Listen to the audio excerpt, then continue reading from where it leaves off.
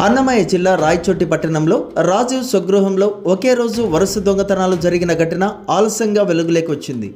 ఇంటి యజమాని తమ బంధువుల ఇంటికి వెళ్ళి ఈరోజు తన ఇంటికి వచ్చి చూడగా దొంగతనం జరిగిందని గుర్తించాడు. వెంటనే పోలీసులకు ఫిర్యాదు చేశారు. పోలీసులు ఘటనా స్థలానికి చేరుకుని విచారించారు.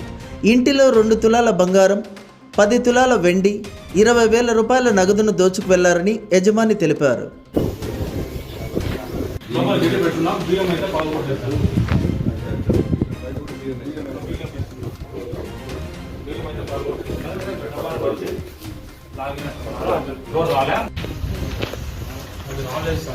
నేను వచ్చే లోపల లోపలికి గిడే ఉంది.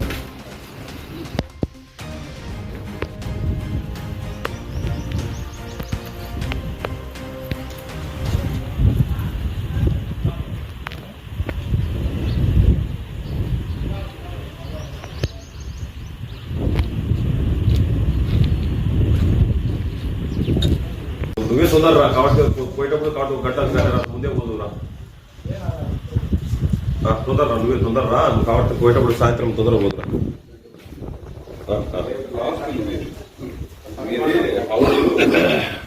లాస్ట్